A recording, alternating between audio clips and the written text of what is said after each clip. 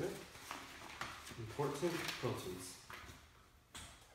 So when I'm studying for this class, I always try to find a table of important proteins, whether it's in the handouts or notes or in the textbook, because it helps you. Because the way, especially the way the book is organized, it does characteristics and then it does all the important proteins, and then it ends. That's literally just what it is. And so I think when you study important proteins, you'll understand not only will you get exposed to all the different proteins, but it'll also help you understand the multiplication, pathogenesis. And if you decide to go into immunology and virology or research and so forth, no doubt, if you're in the future you want to make vaccines or treatments, you need to understand how the proteins function. So important proteins are retrovirus. You have the transmembrane protein, and that's abbreviated TF.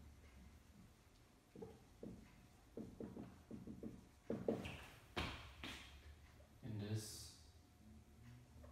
does viral fusion.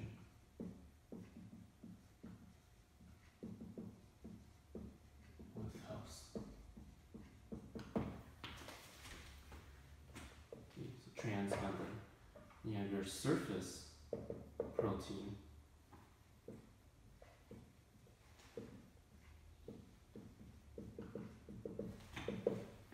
Dysfunctions in attachment. So these two are actually found on the viral envelope, and they basically attach and then fuse. So when I was studying this, I just thought of the virus needs to stick and poke. So it needs to stick using the surface protein, and then it gets poked, so it fuses its way into the host cell. So those are two important proteins. You can't, again, I always keep saying this, but you have the world's deadliest zombie virus and you can't even attach the virus to the host cell. It's a dead virus, you can't do anything. Same thing with the transmembrane protein in this case. Then you have your matrix protein, which is abbreviated matrix, or MA. It's matrix protein. This functions and structure.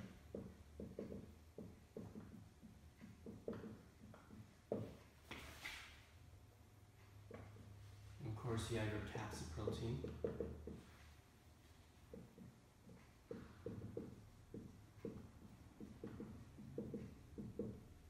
This is structure. Right, so this is what makes up the icosahedral shape. But please don't get this confused with nucleocapsid.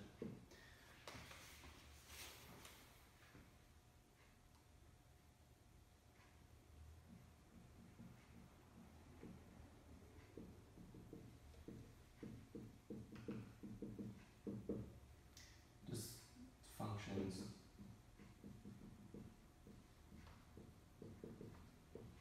in genome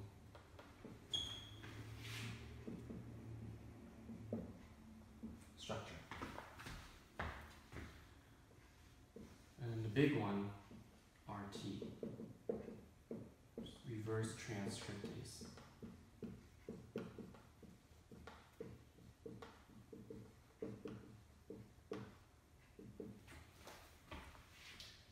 This basically, we said this before, turns single-stranded RNA into DS, double-stranded DNA. You also have your protease, which is abbreviated PR.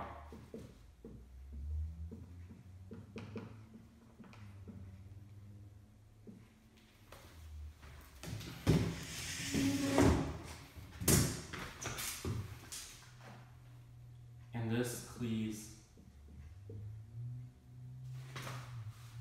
will think we should cover this in a bit more detail. GAG Paul to make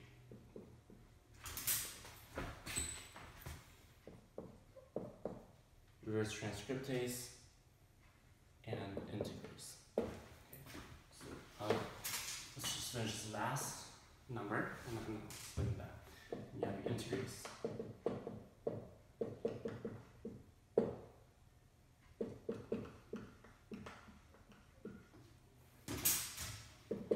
Think of this as the thing that isogenizes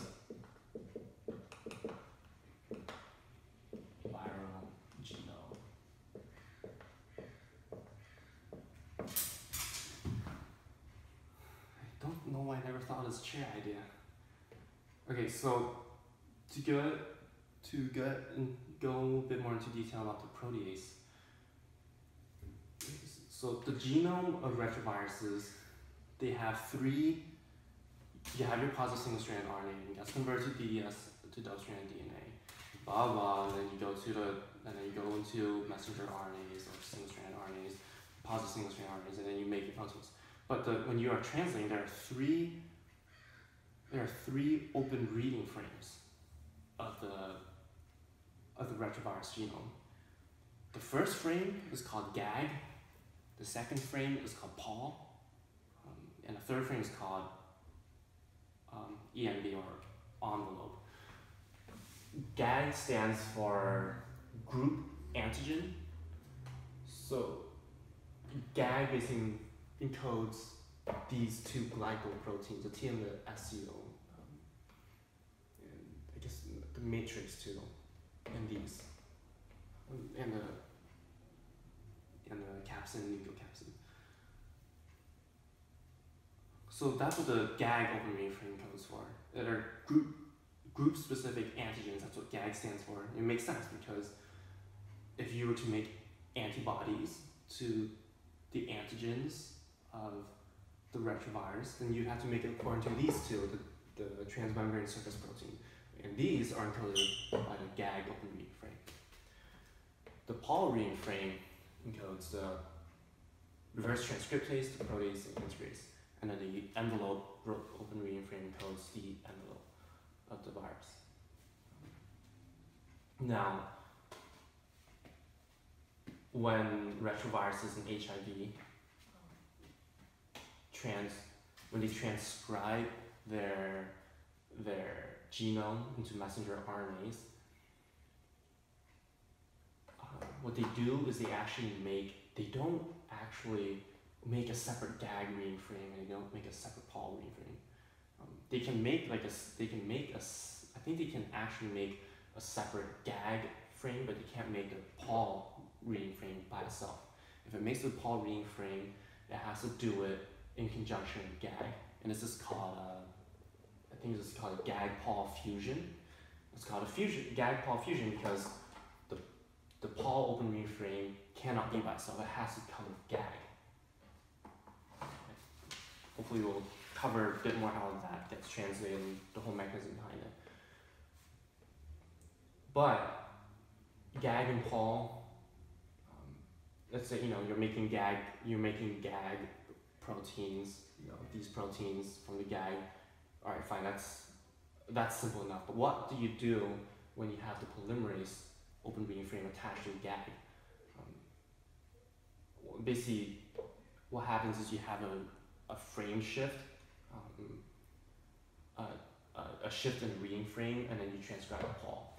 And what the protease does,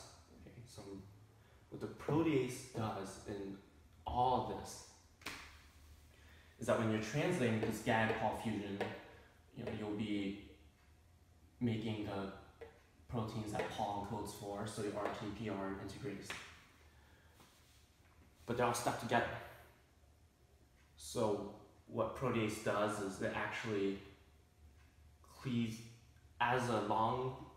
imagine a long chain of amino acids, a huge protein that has protein 6 through 8 all stuck together. Well, what protease will do is it will cut itself out of the protein and then do some more work on the reverse transcriptase and integrase to make the reverse transcriptase integrase.